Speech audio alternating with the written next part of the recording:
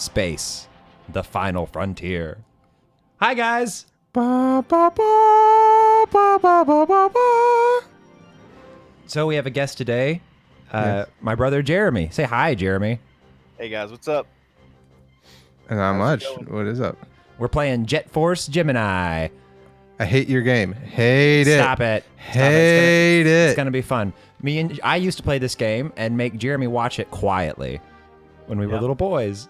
And every other game he had. And Sometimes I never he'd lock me out of the room. and I never beat it, but we're going to do that now. We're gonna play it all the way through, and it's gonna take ages. So that's exciting. How long? Because Perfect Dark only took us, what, No, 3 playthroughs? Way longer than that. No, we're gonna get like 6 or 7 episodes out of it. It's gonna be great. I'm going to be honest with you. When I was testing this to make sure everything would work, I got to the first world, and I was already bored. Oh, I didn't understand what to do. And the bug, it's like Jet Force Gemini is a lot like Starship Troopers, but for kids. Okay, so it's Roughnecks. I've never seen Roughnecks, but Roughnecks was the Starship Troopers TV show, cartoon. oh, because of Ringo's Roughnecks. Yeah, I got it. Rico, not Ringo. Yeah, not the drummer for the Beatles. Oh man, This just reminds me of the movie Ants. bug ship. It did look like ants. Yeah. Which by the way, Communist Manifesto, in case you didn't know that. So you get to play as You should watch it again. You can play as the boy or the girl or the dog. So watching Ants again as an adult, especially as a political adult and a leftist political adult, is fascinating. There's literally a point in there where they say workers should own the means of production. Oh, I didn't realize Yeah, that. Oh, it's definitely a communist movie. Wow. Yeah. The whole thing is about the workers, right? The worker ants rising up against the caste system to demand representation, demand equality. Wow, yeah. Good on him. Yep. Anyway, Yeah, get just 'em. interesting. I love that gun. I love the machine gun. And the Christopher Walken's character, he's the embodiment of the military-industrial complex. FYI. Oh, Christopher Walken was in it. Yeah. Go walking. All right, so here's Juno. Now get ready because this is gross. Bloop. What the? I don't know why they did that, but they did. So thank you. Weird very- shape. Why did it show the rest of his skeleton and not his skull? Not important. It showed the important parts. That feels pretty important. Here's what I'll say first of all.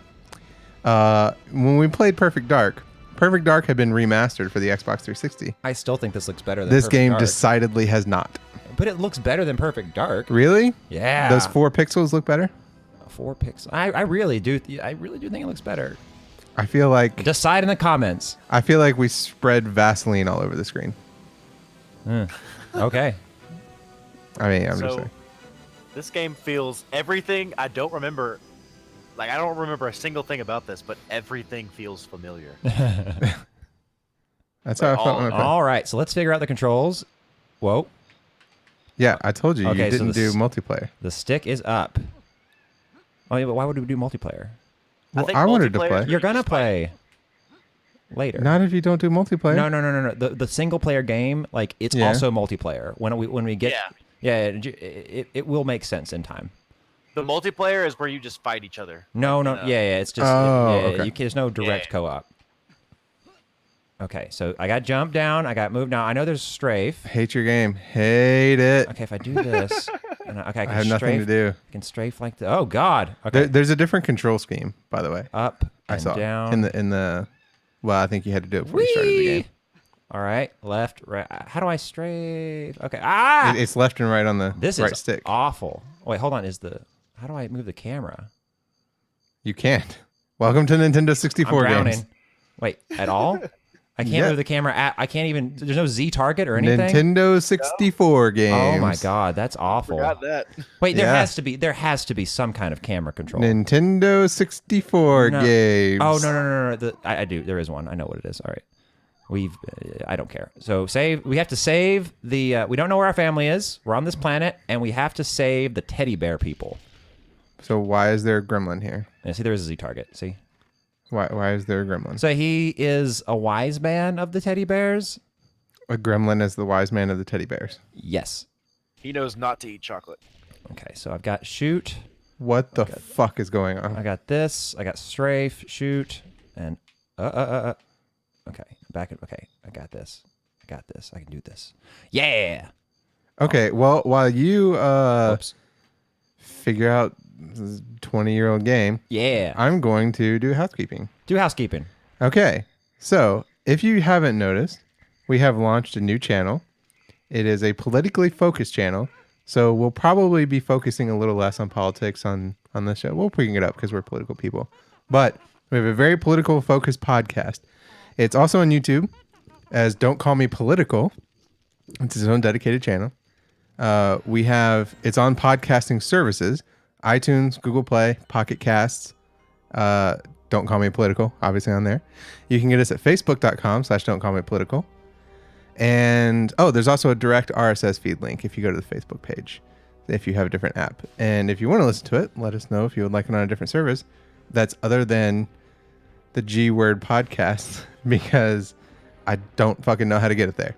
So somebody tell Google to fix their shit because I don't understand You it. think that yellow symbol looks like the bad guy from Sonic? Yeah. Eggman. I've never played a Sonic game. Fun fact. Not one. Yeah. Not ever. I played it. The only one that I really played was with Will. You should, you didn't even play like the Sonic Mania? You should do Sonic Mania. It's on PS4. I think I can live without it. I heard people get weird on Sonic Get weird? on the internet. I heard it makes you weird. Oh, you're talking about like furry stuff? Not just furry stuff. Like there's a weird culture around Sonic. You guys not know about this? I know about the weird culture around My Little Pony. It's like that, but like worse. Like Bronies? way worse. Oh. It's a deep dark hole. That's what she said. Yep. I will let you guys know my Uber Eats is almost here. Okay. Bye. Oh, actually, they are here right now. Oh, good. Hey, Okay. bring them on podcast. We'll talk to. It's an Uber Eats. How did you become an Uber Eats Yeah. driver? Oh, look at her. Him. Him? Her? Who knows? Hashtag Lady Bear. Gender fluidity. I like that about these people already. Yeah. That moon's awful close. It's like the worst game ever, Majora's Mask. Oh, don't say that. Everyone loves it. Everyone's going to hate you. All right, here we go.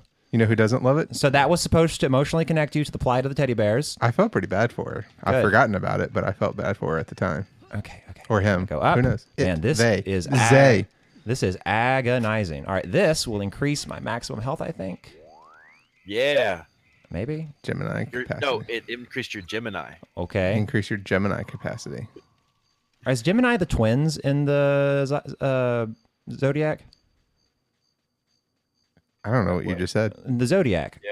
Is Gemini the twins? Okay. What do you mean twins? Well, one of them's a fish, and one of them's twins, and one of them's. I thought Gemini was its own thing. Could be dumb. I think it's twins. All right. Could be. All right. Let's So Google it. I'm looking around because we got to get all the teddy bears in order to beat the game. You can only beat like 90% of the game if you don't get all the teddy bears. So we have to get all the teddy bears. So I just want to check to make sure. Oh, fuck. I mean, not a bad word. All right, here we go. I do that at work all the time. Wait, what? I say, oops, not a bad word. I feel like you just say the bad word in my I do. in my but experience. well, around like. Yeah. Hold on. I just say the bad word. I haven't gotten fired yet, so I think I'm okay.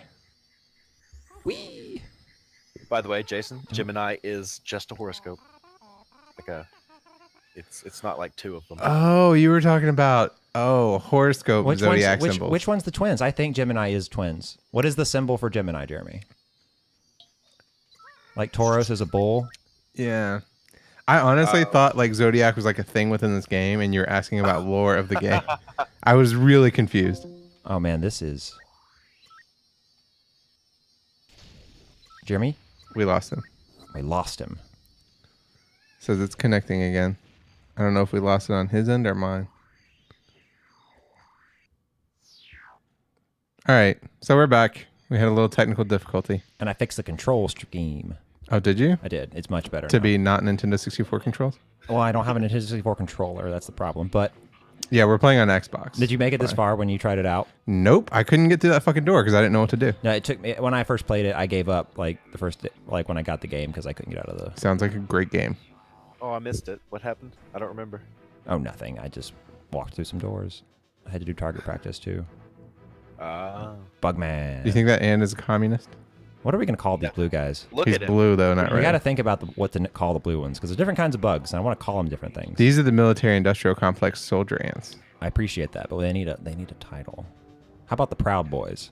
Oh, Ooh, I like it a Ooh, I lot. like it. We're gonna kill Proud Boys. Let's do it. so they're gonna beat up liberals in the street and then not get arrested for it. Yes, That's what's gonna they happen. do it. That's what they're doing. They're killing the teddy bears. Oh, But okay. Antifa. But Antifa, We are Antifa. they're doing threats with a sword. Oh wait, that sword was actually the leader of the Proud Boys. I don't know. Who knows? We're Fox News. Yep. Okay, so we Hashtag need to fair and find balanced. these teddy bears. They make it seem like it's like a side thing, but it's actually you can't beat the game without doing it. And I tried. So here's what happened when I played this when I was a little boy. I went all the way through it, got to the last level, and they told me, "Oh yeah, you got to get all those teddy bear people." I was like, "Oh man!" And so I had a Game Shark, so I just turned it so that I had them all, and it broke the game. I couldn't go forward, so I never. You cheater! I tried to cheat, and I paid the price. Cheater. This is my redemption. Oh. Oh hey! Ah! let's be run clear. away! Run away! I can't do Let's anything. be clear. When you say teenager or little boy, you mean teenager, correct? Was I? I mean, this game came out in 2000, so How old were we in 2000? I was 13. Oh, I was 13 then. I I was feel like 5. 13-year-olds are little boys. Feels like it now. At the time, it didn't. Oh, come on. Oh, man, this is real bad. Okay. Yeah, your gun loses charge. No. I mean, like, the aiming is real rough. Oh, It's difficult. yeah. It's difficult. Nintendo So you can pick up 64 their heads. controls. You can grab their guns. Man, Ooh. it's real hard to not do. So, oh, okay. Ooh, and then sniper. Oh, Scheiße. All right. Oh, do you actually have camera controls now? You always kind of have camera controls, but they're not easy Is it based to. on how you move? No. Okay. Oh my God! Got it. I'll get better. We'll get better. Holy bejesus! We will get better. Okay, I found one. Hi. Tell me how many there are. There's 6. There are 7 more. So we are going to. Okay. So I've got a Z target. That's what I got to remember. Zay has green eyes. So it's just like learning to play Zelda again, except I don't have to because I'm a normal person and I know how to play Zelda. All right. Woo. Hey, everybody. Hi. Okay, just sit here while you shoot me. Okay. Okay, I like it. Oh, man, this sucks. All right. Yeah, I agree. Stop it. Don't be mean about the game. Hate your game. Hey, I'm never gonna let you live that That's down. fine. Well, you got it. I Got wouldn't it. either. Because of a fucking elevator. of all Lots things. of elevators, to be fair. All right. So now we got to find. Now we've cleaned it out. We're gonna find some. Ah! Hi. He's waving. He's so happy. proud. He's so happy. He's so proud. No, the ants are the Proud Boys. Yeah. So the teddy bears are Antifa. Oh. Yeah, I like it. Yeah. Go anti-fascist. All right. Okay. The game of cat and mouse. Is Not a winning. huge fan of Antifa in general. Not because they're anti-fascist. I like that. My gosh, he's a clever bug. But so many of them I are don't think- anarchists, and I don't like that. See if I can get him. Yeah. Oh my God, this I is don't know. agony. So like, obviously, I only hear the mainstream stuff. Got but him. How many recorded like violent acts do they commit? Like, I mean, like, the thing of it is, they're never actually... It's not like Antifa actually does anything, like, on their own, right? So, like, when they got in the fight at Berkeley, there were other people fighting them, right? There's two sides to a fight. Got one. right. And so, like, they were fighting with right-wing fascists. Did you guys so see, I'm you like, guys see me all dodge right. those bullets? It was dope. Not really. I was thinking about Antifa. All right. So we can open these doors later, but not now, I don't think. But just objectively speaking, like 70% of the politically motivated violence in this country is right-wing violence. Ah. 3% of it is left-wing violence. All right. So when they talk about, is that a like, is that a stat? oh yeah, and Wow. those are in that's violent acts. If you look at deaths, it's a little more skewed towards Islamic because the rest of it is Islamic terrorism. And if you look at deaths, like it's more skewed towards Islamists because their terrorist acts are bigger. But in terms of number of events, right-wing is way more. And even in terms of deaths, it's mostly right-wing since 9/11. You know, Like- I've always found it funny that right wings don't more align with Christians because they have the exact same ideals, like Oh, they do. What do you mean right wings with Christians? evangelical Christians, right wings, basically. Oh, that pretty much is the right-wing right now. Yeah, exactly. You're surprised that they don't do what? They don't more align with Muslims. I mean, I know why they do. Oh, with Muslims. Yeah, okay. because they're brown. But You're right. Well, I mean, also they're Well, the reason they don't get along is because we missed them. The reason they don't get along three. is because they have the exact same ideology, so they're competing with each other to see who wins. yeah, but it's like you'd gotta think go they back. would compete against just the left, but No. We're gonna go Yeah, find maybe these don't. guys. because they have like the same ideas. Women should stay at home. They need to Yep. dress up more. Yep. I always hate the bad faith, like bullshit, stuff when like, oh, ISIS is executing back. gay people, and I'm We'll come like, back later. motherfucker, you want to ban gay marriage, so who are you to say? Yeah, you're one step ahead of them. That's it. Yeah. It's like, okay, welcome to not in civil rights area. Thanks. Yeah. That's it. And another thing, ISIS is made out to be a bigger deal than it is. Is it? They are. Yeah. Well, especially think now. Think about like, how much does ISIS actually do? Like to call it a real threat. When did Well- ISIS attack America at all? Yeah. And everybody's so super scared of it. Like, oh, we've got to close our Trump. We got to close our borders up. We got to make them more strict. But I mean, there was a time when ISIS was like definitely controlled a lot of Syria and Iraq. That was kind of a big deal. Yeah. Yeah, it was a big deal. I wouldn't say it wasn't a big deal. You but I mean- would you never mean it say wasn't that an there was ever a existential point threat? where they were like, they were out of our control. I would say Yeah. that. It was never an existential threat to the U.S., but Exactly. it That's what I was saying. it caused a lot of the migration issues that are sweeping across Europe, and I think that's why we got involved. So, because a lot of the refugees. I wouldn't say for us not to be involved. I'm not well versed on it. You enough don't to like say us that. using it as an excuse for weird immigration policies. Yes. Right. Correct. Yes, totally agree.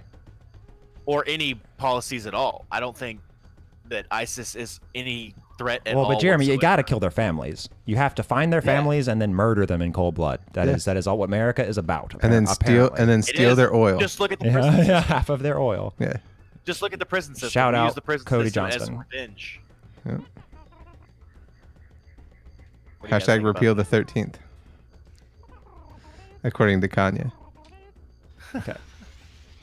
I feel like Ooh, we got a red key. I will say, in defense of Kanye, people have been giving him a lot of shit about the whole, oh, we should repeal the 13th Amendment thing.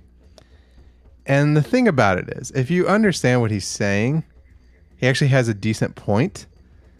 But I don't think he understands that he has a decent point, and I think that's the problem.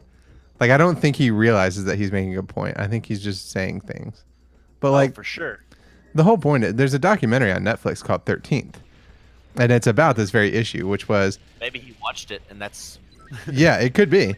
And because it was a Netflix original documentary, and it was pretty big. Got him. And the whole idea behind it was, when they passed the 13th Amendment, which banned slavery, it said, you couldn't hold anyone in involuntary work, right? Yeah. Right. Unless in the event of a crime. Hey, everybody, we got a machine gun now. So the idea behind this was that created the loophole that created the prison system, where they started putting African Americans in prison for bullshit, and then thus we got chain gangs and stuff like that, particularly in the South, which is where we're gonna go arrest a bunch of black men for nonsense, and then put them to work anyway for free, as prisoners instead of just as slaves. I don't know. Wow, I actually never knew about that. Yeah, that's what the whole 13th Amendment was. And that led to the rise of mass incarceration of African Americans, which of course has been systemic and is generational, because if, you're more likely to go to prison or commit a crime if your father was in prison. And How do I change so that? And lower class. yes. And so, and of course, if you're in prison and you're working on a chain gang for free, you're not making a lot of money. So it subsisted, poverty and, incarceration for generations. And to this day, that still exists. So Okay. that was the idea behind the documentary of the 13th. And the idea is you should get rid of that provision of the 13th Amendment. So just say, no, you can't you can't hold people in prison. You can't make people work for any reason. That'll never happen in America. We hate prisoners. Yes. It's it's all prison is for us is revenge. Yep. And it's ridiculous. It's supposed to help people, but it doesn't help people. It just makes it worse. How do Yeah, I- it's about retribution, not rehabilitation. Yeah, correct. All right, I got you. You know, and the funny thing about it is, there's another documentary I watched too that was talking about the prison system, and it was specifically they went to a prison in Norway, and to try to understand how they did it there because they have much lower recidivism rates there. And essentially, like, one of the things that the woman, the point that she made, and she was head of a prison here in the United States, and she went to Norway to understand, you know, how we make this better because her prison in her state, they have such a high recidivism rate and all that stuff. And, you know, one of the things she was saying is like, hey, we have to rehabilitate her because rehabilitate these people, because as much as what you think about what they did when they were in prison, at some point, the vast majority of them leave. Like, there are very few people that get life in prison or capital punishment. And when those people leave, they're going to be your neighbors, right? They're going to be part of society. Right. And you need to rehabilitate them so that they're not, you know, violent, so that they have job opportunities and can contribute, and not fall back into the prison system, but also not, you know, be a threat to the community. Exactly. Yeah. Yeah. And right now we just don't do that because we'd rather just punish people. Yeah, and we'd then rather get revenge. Yeah. Yep. Grenade. Pretty fun. Nade. Mowing them down. We've gotten hella political, even though we just talked about how we're changing the political and did a separate channel. We're gonna That's get all less right. political. It's not long form. It's fine. It's fine. We're just talking off the cuff here. I haven't done any research because I've been lazy this week. Okay, there's a sniper. Oh, there he is. Hey, stop shooting me. Hey, there's a bear. I A don't- gender fluid bear. Oh, I didn't know I could get up here like that, but that's cool. I do know that I get a jetpack later. Oh, come on, man. Oh, is that why they call it Jetpack Gemini? Jet Force Gemini. Oh, Gotcha. fuck this game and its stupid name. I like his name. I don't know what it means, but What, Gemini? I don't ever really fly a jet, I'm pretty sure, so that's a thing. Ow. This game is sounding I better guess- and better every time you talk about it. That orange thing, I guess, would be the jet, right? What orange But thing? you get a jetpack. You do get a Yeah, jetpack. but- And it does apply force to you. Up. There's things being said here. All right. Oh, That's for sure. wow. Whoa, look at this motherfucker. Yeah. Holy crap. Oh, man. Arnold Schwarzenegger. He was not prepared for class. All right. Okay. He was not prepared for the class warfare. I wonder if that's the end. That's fine. Probably. Nope. I was prepared to make fun of you for failing again. Okay. I have a story to talk about. Hit us. Not politically related. This came out to... Actually, you know what? I have a different story to talk about that is somewhat politically related. Have you heard of Corner Store Caroline? No. Jeremy, have you heard of Corner Store Caroline? Yes, I have. I love that stuff. Yes. When Okay. I say love, I just love reading about it. Yeah. So, you know, there's been the whole...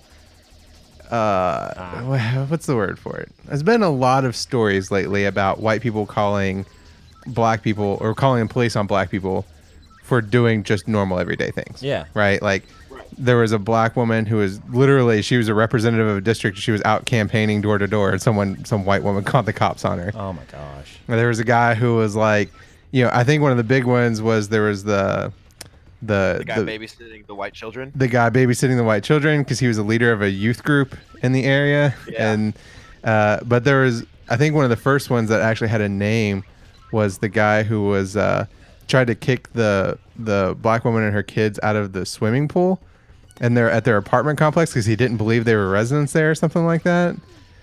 And he had a name and I forget what it was. Die. There was the woman that called the cops on black people barbecuing in a park in San That was Francisco. the first one I saw. Yeah. Anyway, so this is a whole big thing, and they all get these names like Permit Patty. She was like, "Oh, you don't have a permit to be barbecuing out here." So anyway, so Corner Store Caroline. Oh, no, that was the water. That was the water. Oh, was it? Yeah, there was a little girl that had a water stand, and she said, "You don't have a permit to sell." Oh, that's right. Yeah, she was selling bottled water to make money Oh, my gosh. outside of an not. apartment building. She was like 9 years old, 9-year-old little black girl, and a white woman. Oh, that was my controller because I'm not playing anything. Yet. So it turned itself off. Yet.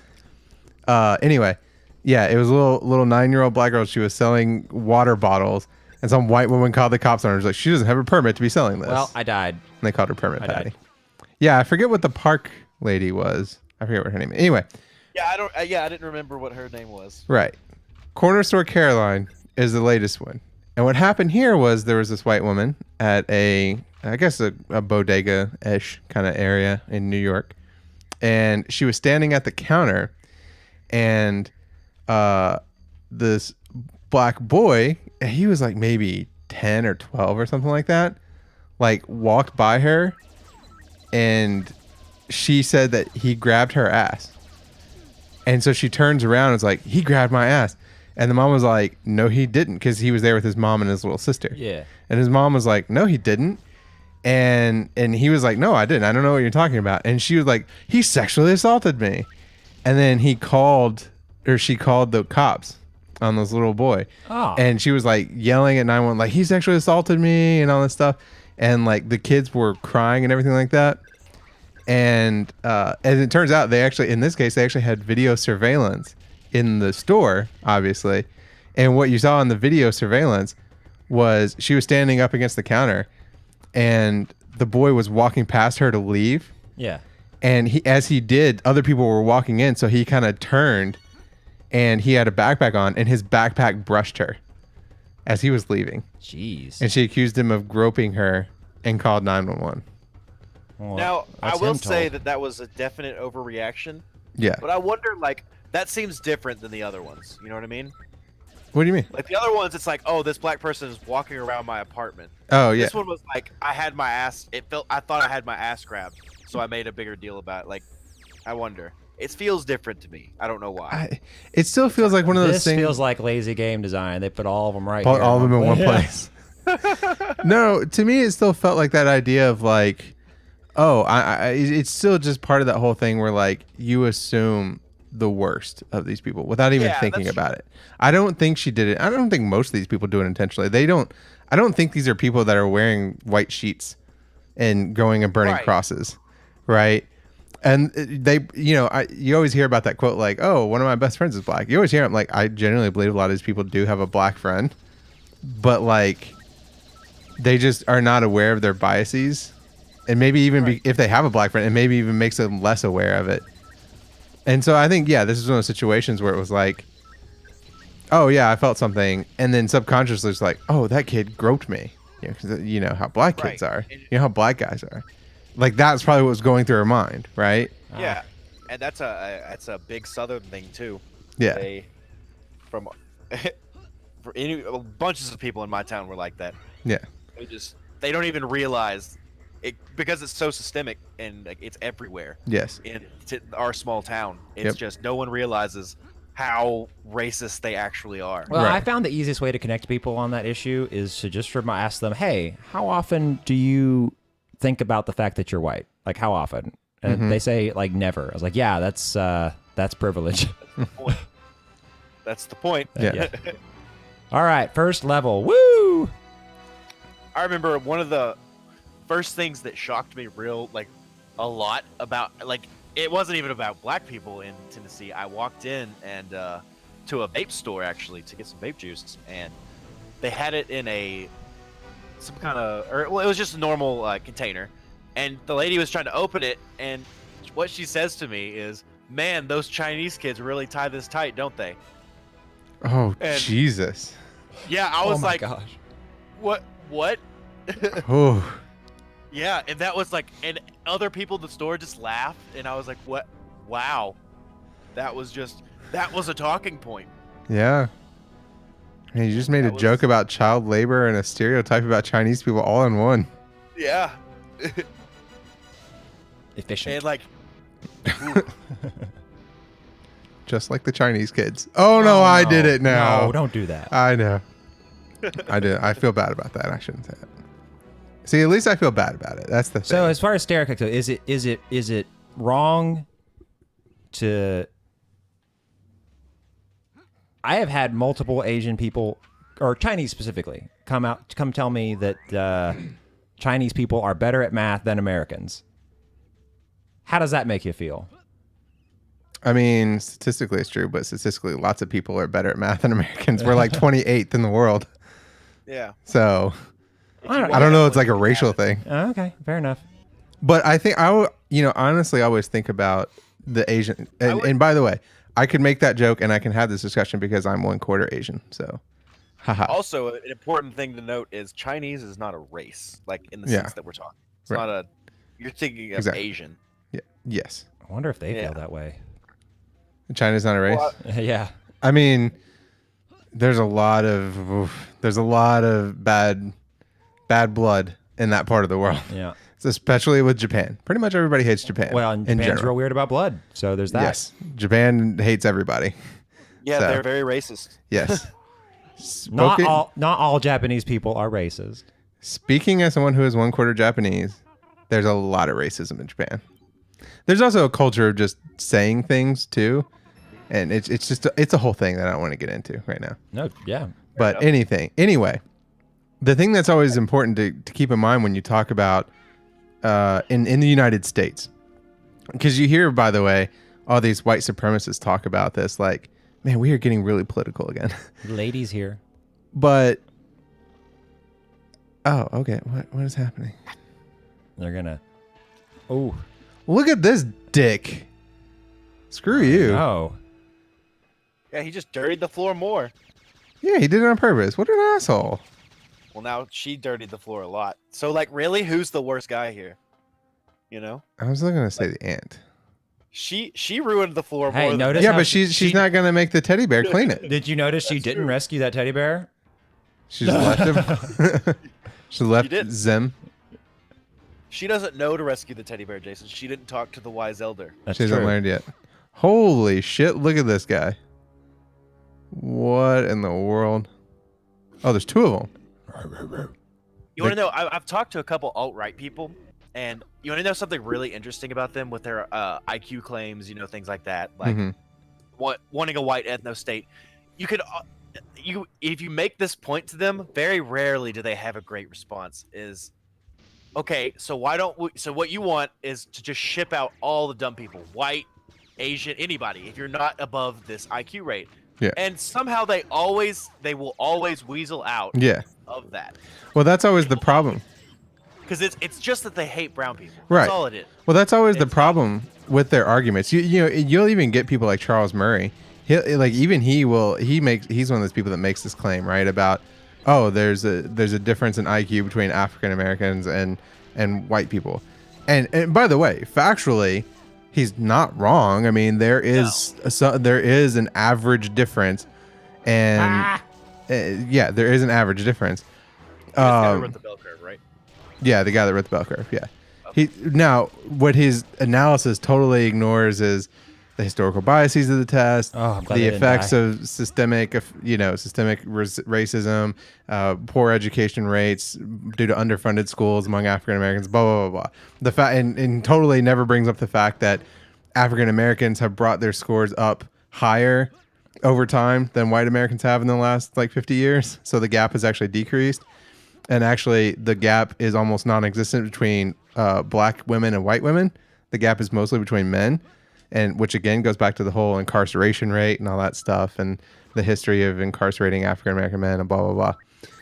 But anyway, so he just ignores all that because he's doesn't care. That's not the point he's trying to make. But the thing that's always interesting about that is to try to hide the fact that they're just racist.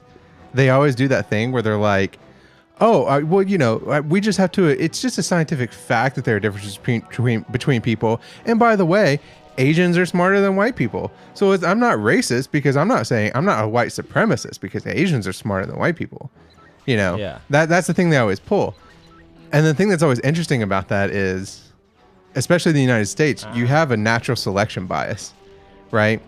Yeah. And by that I mean we're not yeah. land connected to any Asian country. So you're gonna have to be wealthy to get here. You're going to have to That's the way either it's be wealthy or you're going to have to come in on a work or an education visa, meaning exactly. you're either rich, which means you were probably already well educated, or you were good enough to get a full scholarship to U.S. school, or you were educated enough to get an H-1B, right? That's the majority of people who make it here from Asian countries. Yeah. So I'm really bad at this. So natural selection means that, of course, and I don't mean that natural selection in the genetic way or the Darwinian way. I mean that, A conventional selection pressure. I'm there. yeah, just the selection bias of the way that our immigration system is set up. And it's not even like South America or Central America, right? Where it's like there's a land path, right? So there's lots of people that come here that way.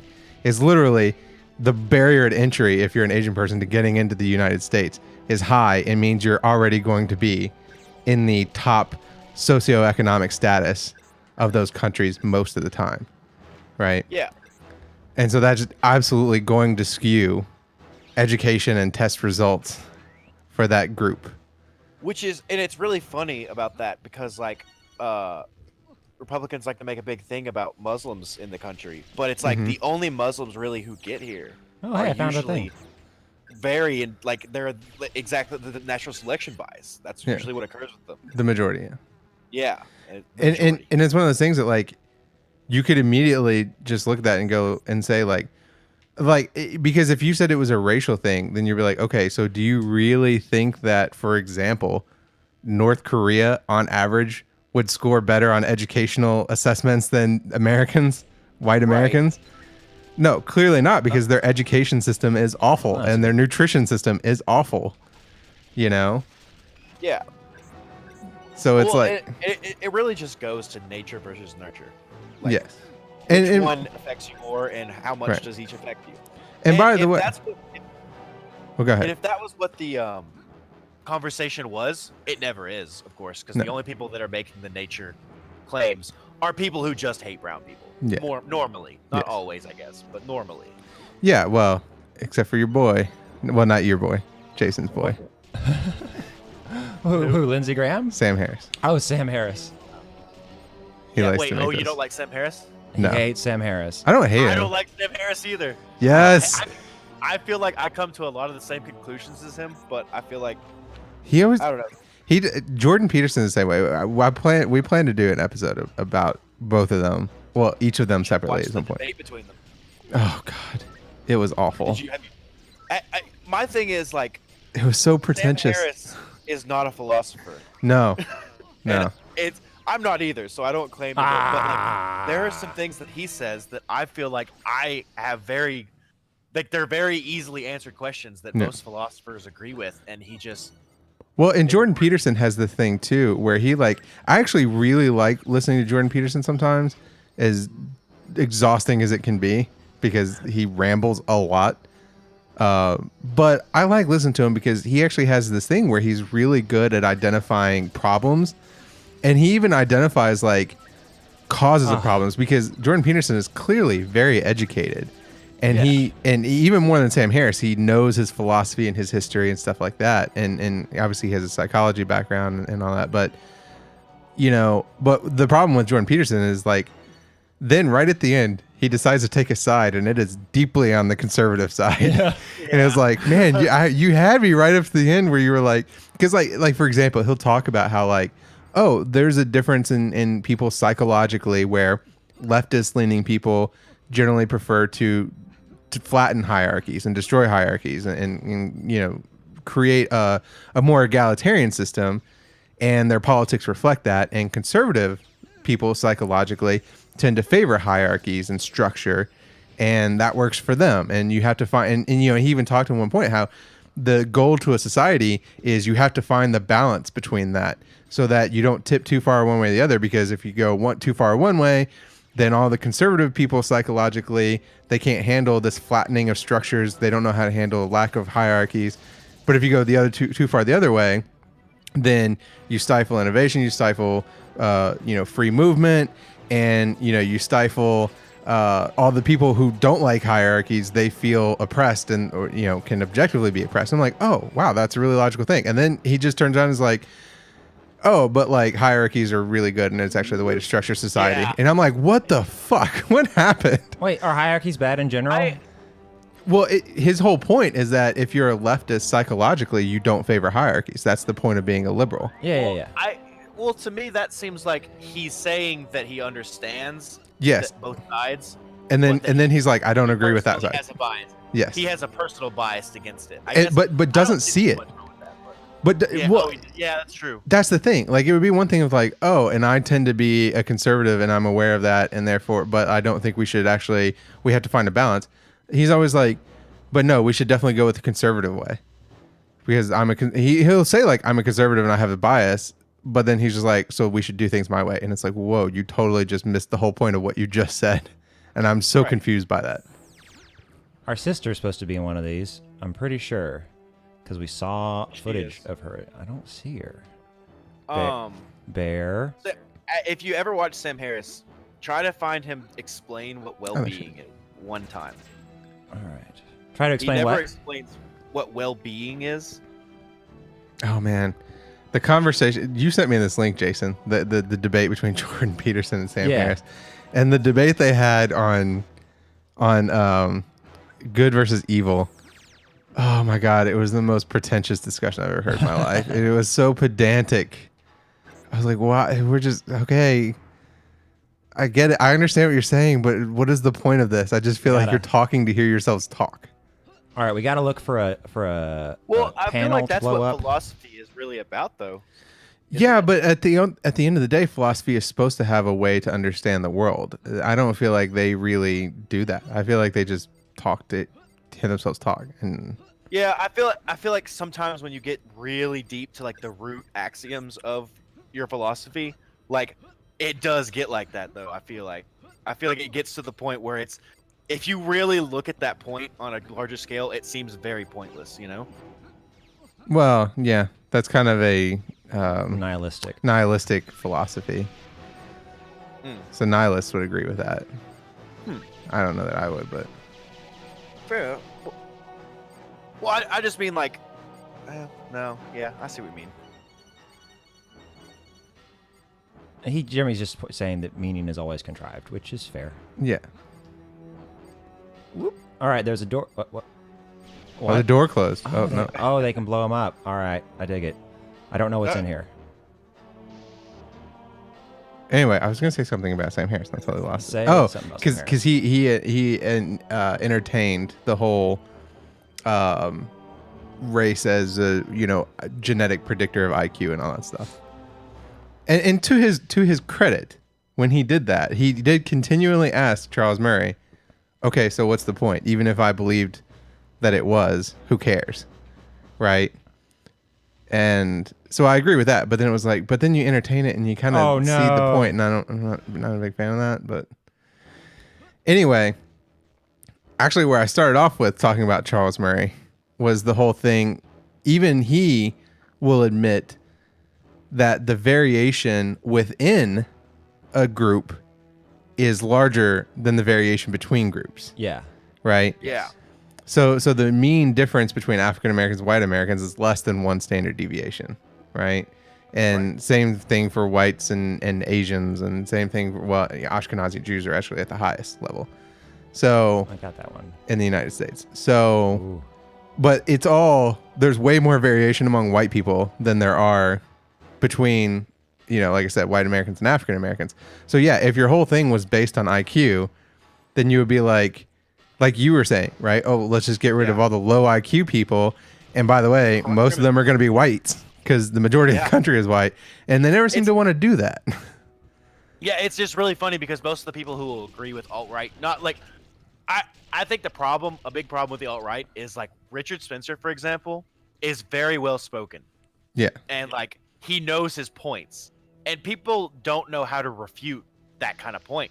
Like, that takes a lot of research to be able to refute a lot of those points. Yeah, we were talking about this. People have forgotten how to have those kind of conversations with crazy people.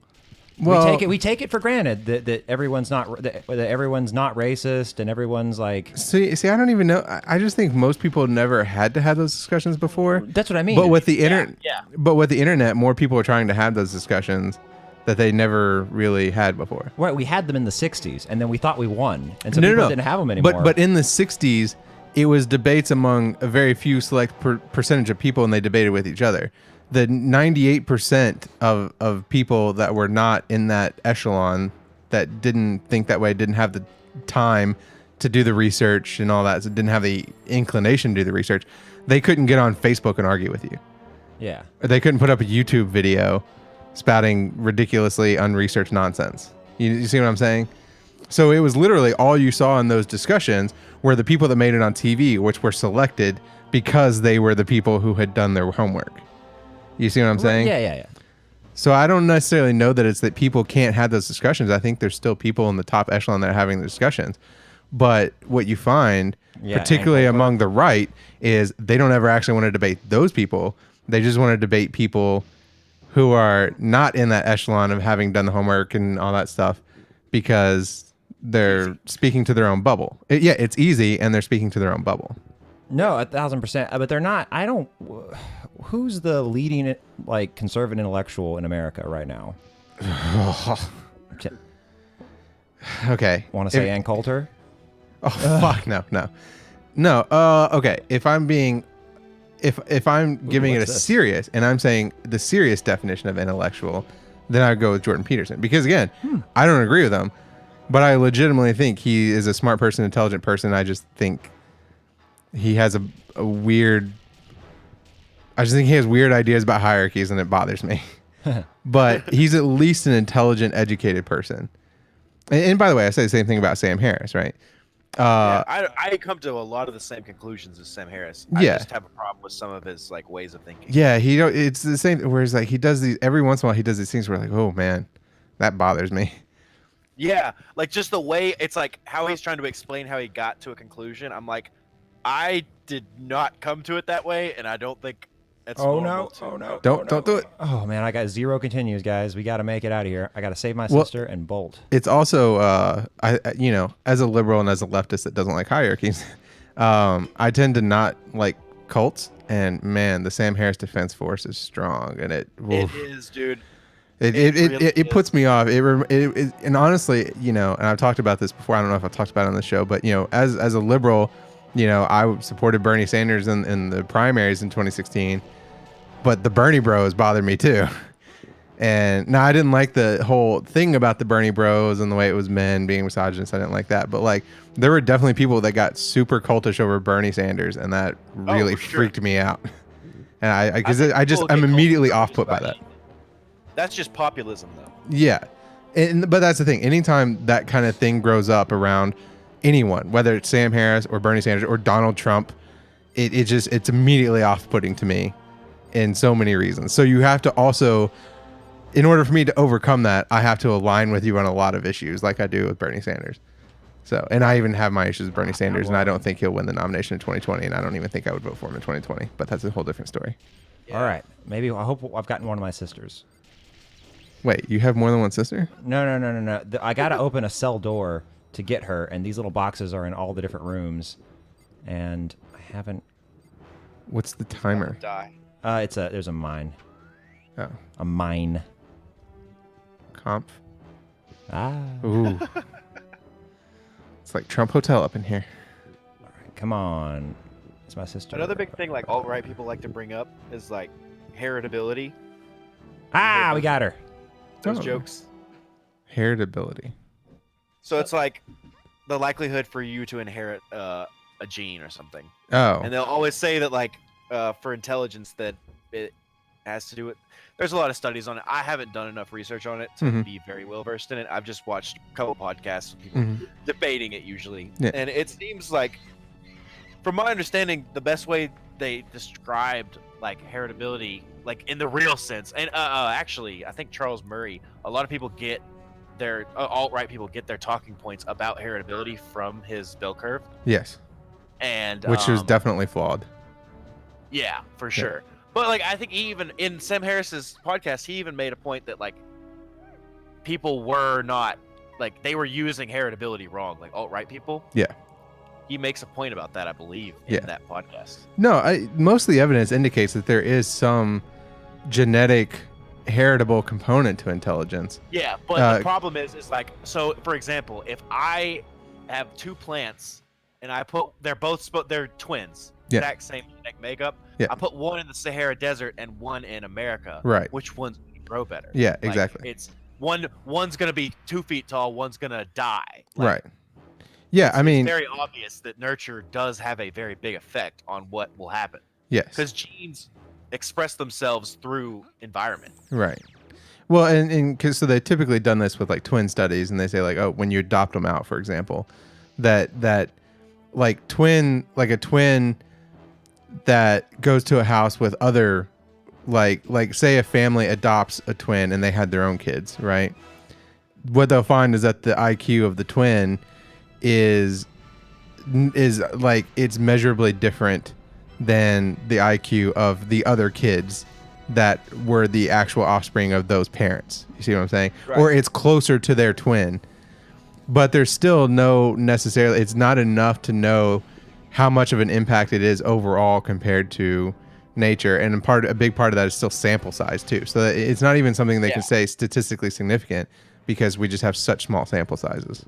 Yeah. All right, you're up. Wait, what? You're up. You're gonna play Vela.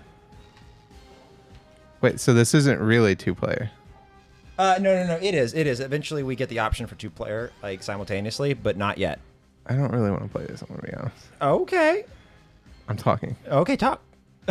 And you're doing such a good job. I am. I'm making it. So let me know when I need to do something. And then I'll pick up this controller. Excellent. And barely pay attention. Aw. Okay. So let's get away from politics. I'm down with it. So, Should I tell my story? do you want to tell a story? I want to tell the story. Is it interesting? It's the story we were talking about before the beginning. That's not that interesting. You were the one that brought it up. I know. I find it interesting, but it's All right, let's controversial. Let's go right into it. It's controversial. Hit it, baby. It's Do a it. little bit controversial. So, like, one time I had met a girl. We had hung out As one one does. time, and she came over, and we hit it off real well. We slept together, and in the middle of it, she got behind me, and I didn't know what was about to happen. I had been drinking a little bit, so I was like, she had been very, I guess the politically incorrect term would be freaky, but I don't know what the politically correct It's term also would the be. German term. Yeah. I don't know if there's a PC or non-PC version of that, but okay. Yeah, that's what I didn't know if there was. Oh, man, so, there's zombies. We're going with it. Adventurous. Adventurous. Yeah, that's There you go. Yeah, there we go. And so, I don't know why, but for some reason, and excuse if I get a little vulgar here, I thought for some reason she was going to give me a blowjob from behind. Okay. And Okay. I'm not sure why I That's thought flexible, I guess. Yeah. That. Yeah, The tuck. and that wasn't what happened, of course. Anybody with half a brain and no alcohol in their system would know that. And so she just straight up goes right for the ass. We The eat first time we slept ass. together. Yep, she just goes straight for it. And this has never happened to me before. Like, in general, not even, like, especially on a first night, like, we've met. Yeah. Like, we had met before, but, like, this was the first time we hung out by ourselves. So there was like no warning, no ask of consent, no. nothing. Nope. It was just, all of a sudden, I felt the tongue on my ass. And I was See, like, oh. here's the thing. I'm not really against it, Yeah. but it was shock factor. Yeah, that's And I was like, They not don't right die. now. we need to have a discussion about consent here. Because here's the thing. If you want to eat ass, more power to you. I'm not gonna kink shame. If you want to get your ass Kink eaten, shame. yeah, who cares? I'll try anything once. Twice if I like it. Right. So here's eat ass. Don't care. You like getting your ass eaten? Great. More power to you. This is America. All right. However, you have to get consent first. You can't just go putting your tongue on somebody's butthole without asking them first if they're okay with that, Yeah, because that's not I a. would say, You have to understand that that's not a traditional thing. exactly. That's what I was about to say. Is only because it's not traditional Right. yet. Like Yet. if you're in the act and you're gonna put your mouth on somebody's penis or vagina, you expect that to happen when you're doing the dirty. Exactly. Yeah. Right. I don't know But, how like, to kill these guys. And I would say it's almost to the point where, for a girl, it's almost traditional. for a guy to do it to a girl. Found it. Oh, I still wouldn't even do that. I've done that before, but like I didn't just go like from like 0 to 100. Like I didn't just go straight into the ass. You know what I mean? Eh, You just I don't know. I didn't say anything Oh, in person, but I guess body language is the best way to put it. yeah. Like you just mess around there, and usually if someone is not into ass stuff, Yeah. you'll know immediately as Okay. soon as you get close to it. Yeah, I'm not into ass stuff, so I guess that's me. Yeah. So like if someone touched your asshole, So I would ask you would because immediately be like, "Oh crap, no." You know what I mean? yeah, so I would say as a person, so this is what I would say. As a person who's not into ass play, I just ask first. Yeah, it's please- not for everyone. The answer is no. For sure. Either way. The answer is no. Don't ask. Oh, just we don't. had this. That's right. We had this talk. I guess I'm the only person in the call who's with ass play. Yeah, it's not a Question. thing for me. Here's a real interesting question. Have you ever tried it? No. No. Okay, so like, I think you should try it. Oh, Because yeah? Here's the reason. I mean, the I'll big try thing- anything once, but Yeah, I think it's you should really try it. unappealing. Okay. Tell me what's a good reason for why you don't want it. And I li- honestly, I like- Because I know it comes out of my own asshole, and I don't like that anywhere near me. You I, have- I like okay. to feel manly during sex. That's why. That's 100% why. Oh, that's a bad reason. That's the reason I like. That's a bad reason. Why? Well, like, I'm your allowed to like G-spot- things in bed, and I like that. Your G spot is in your ass. No, I know that. Yeah. Inside, it's in there. So you are just missing out on a great time But for see, no reason. but It's see, not a even then, okay. G-spot, it's just a prostate. So yeah. So I will say I have never engaged in ass play sexually. However, I did go through an incident a few years ago where there was a concern that I had a prostate infection because I wasn't feeling well and they couldn't find anything else. And so I had a prostate exam. And in fact, the outcome of that was he thought, oh, it did confirm, in fact, that I had a prostate infection. And so therefore, he put me on medicine and I had to go back to get my prostate checked every month. And this went on for 4 months before he realized, hey, maybe no, that's actually, you don't have an infection. It's just you reacted a certain way to having a finger in your butt. And I thought that meant you had an infection because it's 2018. And then apparently that's still the only test that we have is to have a doctor put his finger in your butthole. Yeah, that's not so bad. Yeah. And I got to be honest, I didn't like it. It made me uncomfortable. And so when I said it made me uncomfortable, he thought that meant that I had a prostate infection. And I think in hindsight, he was just like, no, I just don't like a finger in my butthole. It's not a thing. And I don't like you touching my prostate. It makes me uncomfortable. Yeah. So I would say I've never done it sexually, but I have had that experience. And that lets me know that I didn't like it any of the 4 times it happened. Well, okay, but for the sake, have you ever had a physical, like a turning cough? Yeah. I'm very uncomfortable with that.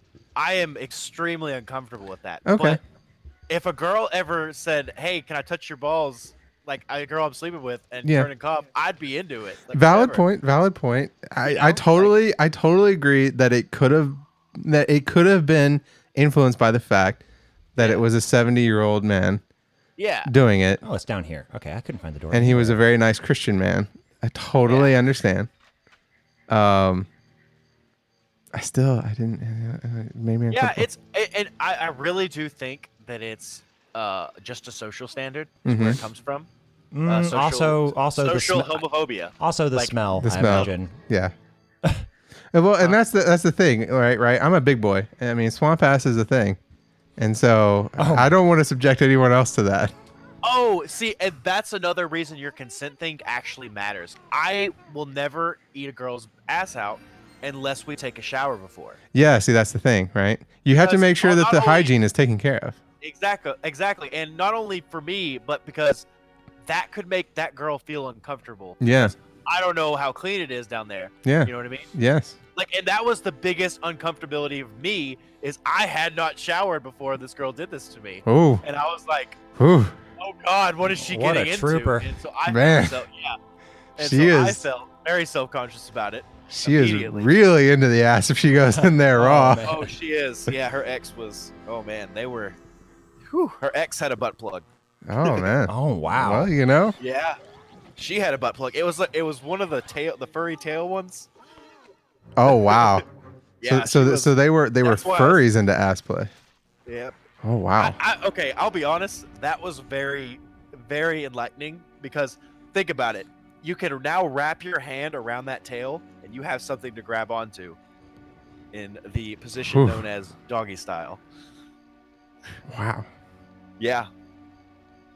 Man. The youth these days, right? That's a thing. Kids these days. Holy shit. I'm not prepared for this. No. I feel like that scene. Glad I aged out of it. Yeah, I feel like that scene in Wolf of Wall Street where he's talking to his dad about how everyone's shaved you now. know what? I thought the same thing when he told me this story. I thought about that scene. Yeah. Yeah, I remember that scene. He was like, "Oh, shaved, not a single hair." He was like, "Really? I was born too late." And he was like, "Oh, I like it. I've never been a big fan of the bush." He's like, "Oh, really? I don't mind the bush." I got a gun. Well, thank you for sharing that story, Jeremy. Of course. It's a fascinating story. You're in a safe place. It is, actually. You're in a very safe place. Yeah. And I think it brought up an important discussion about consent. Always ask consent before you lick a butthole. Of course. Or anything in general, really. Yeah, always ask consent for anything. But again, if you've already gotten consent and you're in the deed, I think it's fair to assume there are certain things that you'd expect to happen. Yeah, and certain things you wouldn't expect. Exactly. That the general populace would not expect.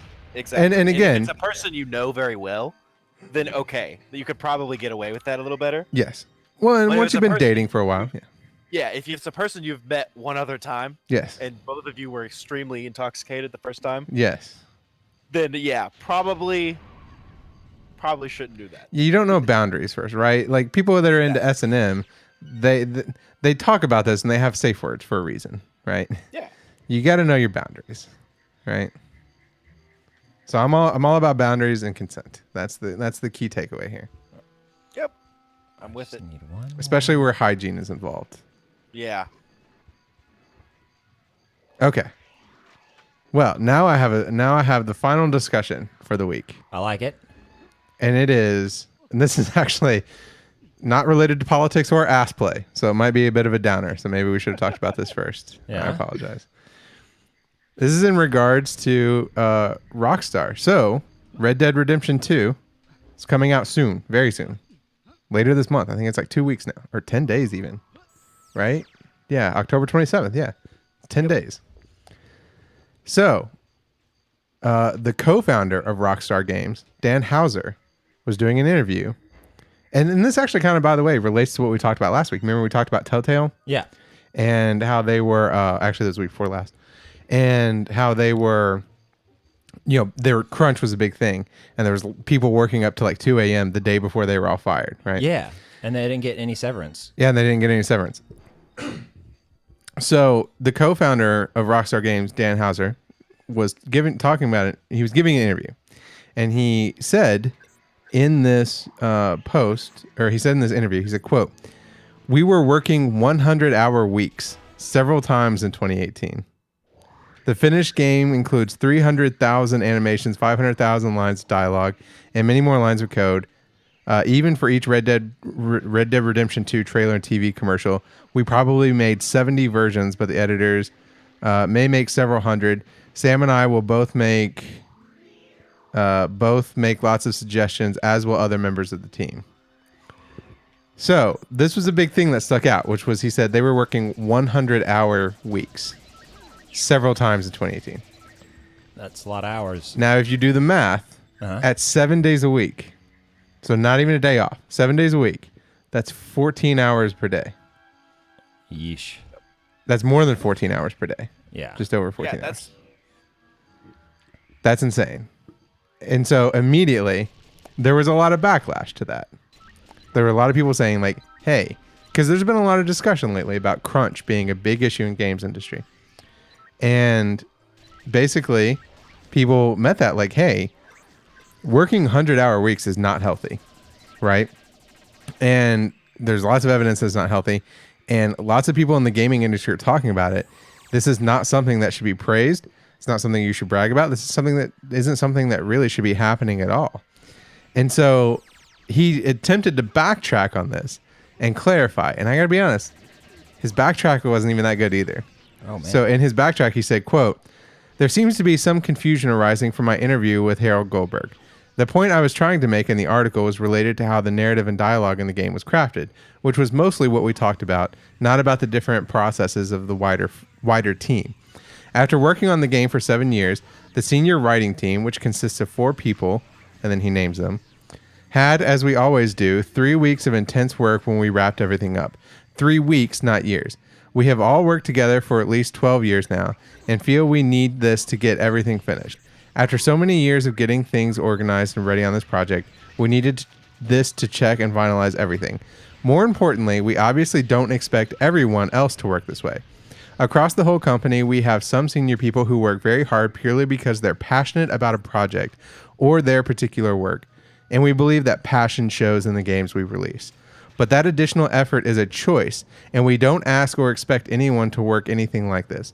Lots of other senior people work in an entirely different way and are just as productive. I'm not one of them. No one, senior or junior, is ever forced to work hard. I believe we go to great lengths to run a business that cares about its people and to make the company a great place for them to work. End quote. Now, let's break down this in the first place. Here's the first quote that sticks out to me, and it's so much that I paused when I read it because I couldn't actually believe I read it. Yeah. When he says, quote, no one, senior or junior, Works is hard. ever forced to work hard. Yeah, I don't get that. So he is saying, I'd like to work there. well, but what he's saying is he's essentially saying he's equating working hard with working lots of hours. Yeah. Yeah. So False yeah, equivalency. Yeah. which is false equivalence. And by the way, it refutes what he had just said, which is he says lots of other senior people work in an entirely different way and are just as productive. I'm just not one of them. But then the very next sentence he says nobody's forced to work hard, as if it was the same to work long hours. Yeah. So it's like, wait, so are they do you actually think they're as productive? Like, that doesn't seem to make sense. And the other thing that doesn't make sense with that is he tried to pay it off. Oh, well, we only did this for 3 weeks. Well, wait. So you say that you need to work this extra time to be productive. So you have to work a lot of hours. But then you said you only did it for 3 weeks. So do you actually need to work that many hours to be productive? Or are you just not productive for 49 weeks a year? That doesn't seem to jive. Yeah. Right? I don't understand that point. And then the other thing is he does this thing. Not only did he equate hard work with working time, but he also equated it with passion. That if you put in this many hours, if you're passionate about the project, you'll put in this many hours. So the people that don't put in those hours because they don't ask them to, they're not passionate about the product. That's the other thing he does about this. It sounds like a bitch of a boss, I got to be honest. Yes. And by the way, I've had one of those before. By the way, this is not the first time that it's happened. In early 2010, as I can't fucking talk. In early 2010, as Rockstar was preparing, so this is from Kotaku. As Rockstar was preparing to release the first Red Dead Redemption, a group of spouses of employees at Rockstar's San Diego studio, which was the lead team on that game and is on this next one, wrote an open letter decrying working conditions at the studio. The claims, which echoed across the video game industry, included 12-hour average workdays, mandatory Saturdays, and the reduction of benefits. So they already got help. Their spouses of their workers. Who did they hire to do this? Spouses of the people working on the first Red Dead Redemption game wrote an open letter complaining about 12-hour days and mandatory Saturdays.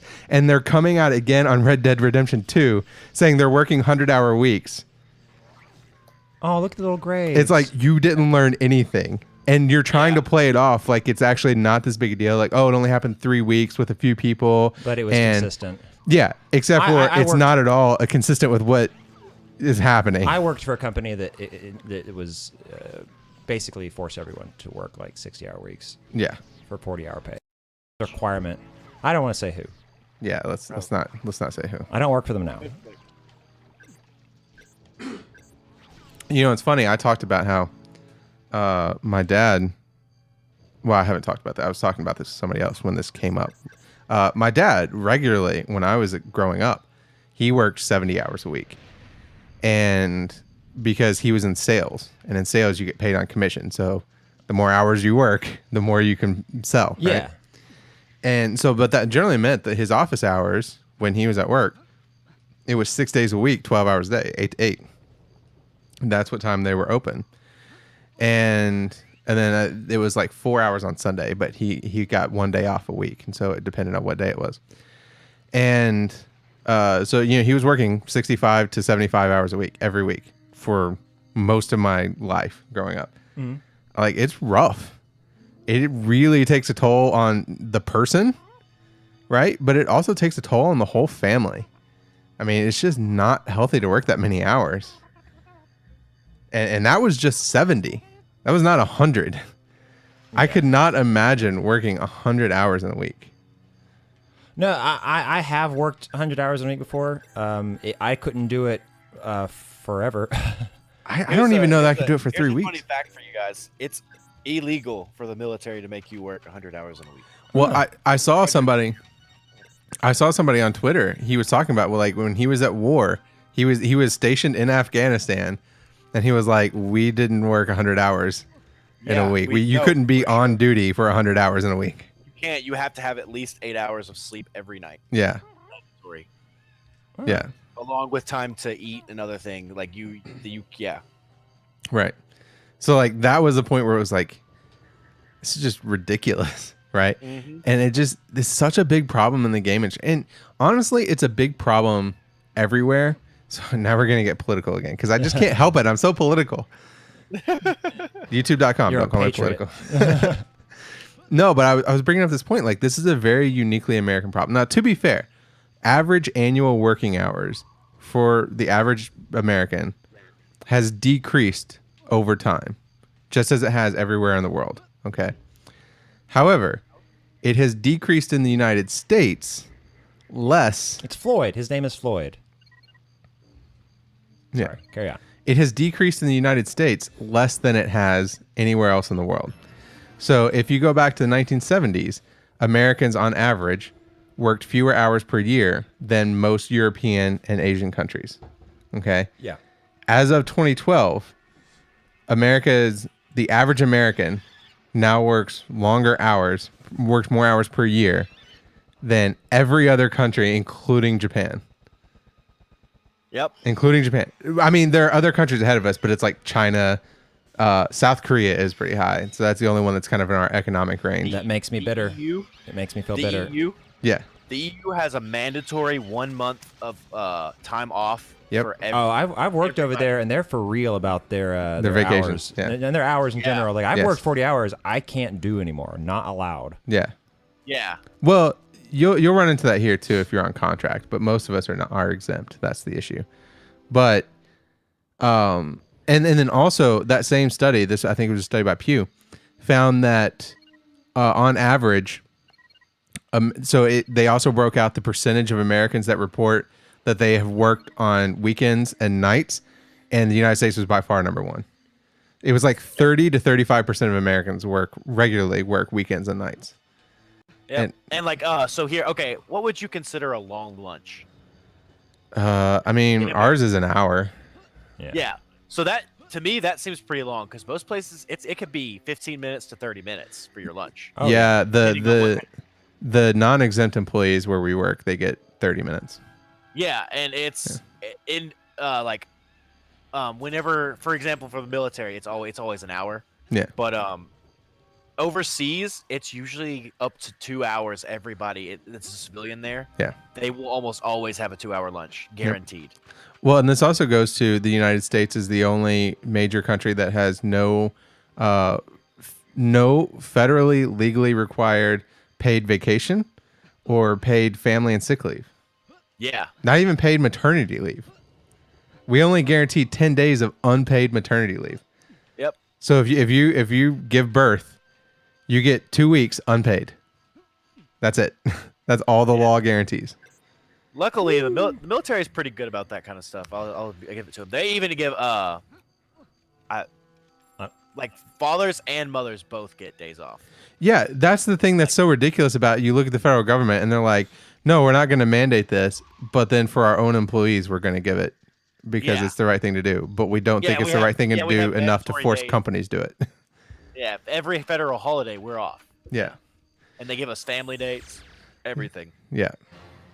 So just generally speaking, and by the way, so you say like, okay, even so, the United States average workers now work way more hours. And than other countries, but we've still declined over time. I think there's a couple of things to think about with that.